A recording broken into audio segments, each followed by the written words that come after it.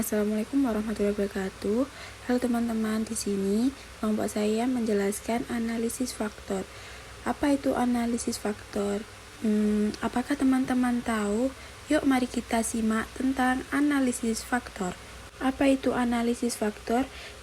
Analisis faktor merupakan suatu teknik statistik multivariate yang digunakan untuk mengurangi dan meringkas semua variabel terkait dan saling tergantungan. Nah, analisis faktor itu bertujuan untuk menyaring variabel mana yang paling unggul atau paling dominan dari beberapa variabel yang dipilih oleh peneliti.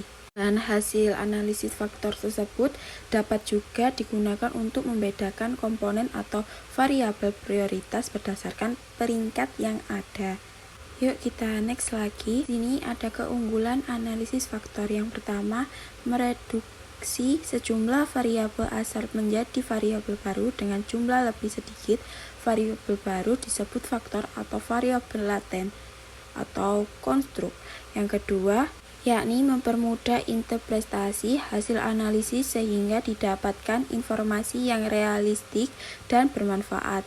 Selanjutnya yang ketiga, pengelompokan dan pemetaan objek, mapping dan clustering berdasarkan karakteristik yang terkandung di dalam faktor tersebut. Next, yang keempat, pemeriksaan validitas dan reliabilitas instrumen penelitian berupa kuesioner. Yang terakhir, yakni nomor 5, dengan diperolehnya skor faktor, maka analisis faktor merupakan data input dari berbagai metode analisis data yang lain. Misalnya, analisis diskriminan, analisis regresi, analisis cluster, analisis jalur ANOVA, dan model struktural. Selanjutnya yakni langkah analisis faktor. Ini ada 4 langkah analisis faktor. Yang pertama, merumuskan masalah faktor analisis dan mengidentifikasi atau mengenali variabel berdasarkan matriks korelasi. Yang kedua, menentukan banyaknya faktor yang akan dibentuk. Yang ketiga, menentukan metode rotasi yang akan digunakan. Yang terakhir, bila diperlukan, skor faktor dihitung dan memilih variabel surogat. Yang selanjutnya ada 2 metode analisis faktor. Yang pertama, EFA exploratory factor analysis. Yang kedua, CFA confirmatory factor analysis. Selanjutnya perbedaan apa nih? Yuk kita simak dari perbedaan 2 metode tersebut. Perbedaan dari 2 tersebut, EFI digunakan dalam kondisi di mana penelitian tidak memiliki informasi awal atau hipotesis yang bisa dijadikan acuan. Jadi penelitian berangkat dari indikator yang belum jelas kemudian membentuk sebuah variabel baru atau faktor baru. Dan yang dari CFA itu sendiri digunakan untuk menguji apakah indikator yang sudah dikelompokkan berdasarkan variabel laten atau konstruk konsisten berada dalam konstruk tersebut atau tidak.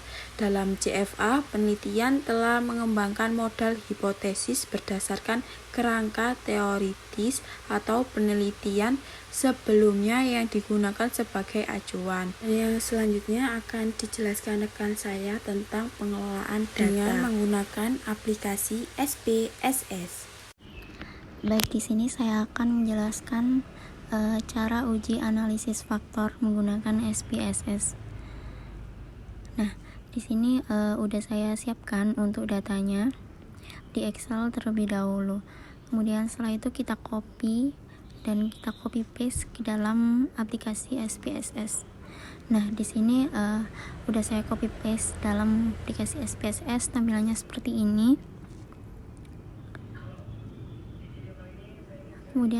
Kemudian kita masuk dalam variable view. Nah, yang pertama itu kita ganti menjadi P1, P2, P3 dan seterusnya sampai P5.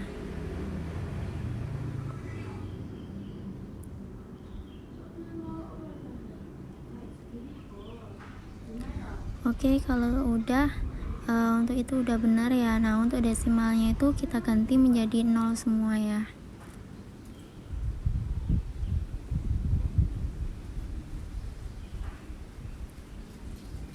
Kemudian untuk labelnya itu yang pertama itu kita namai menjadi keandalan.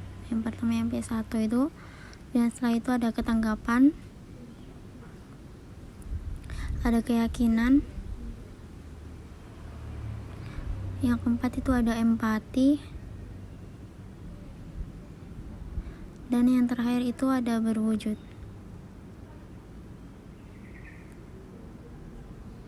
Oke, kalau udah, nah ini udah benar ya, ini juga udah benar, itu right. Oke, yang itu kita ubah menjadi scale ya, kita ganti menjadi scale semua.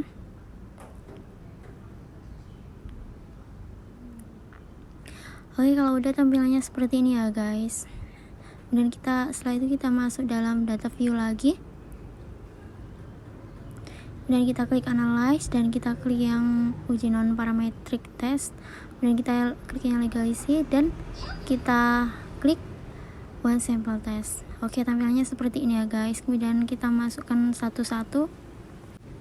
Oke, kalau udah masuk semua dalam tabelnya itu, yang normalnya kita centang dan kita klik OK.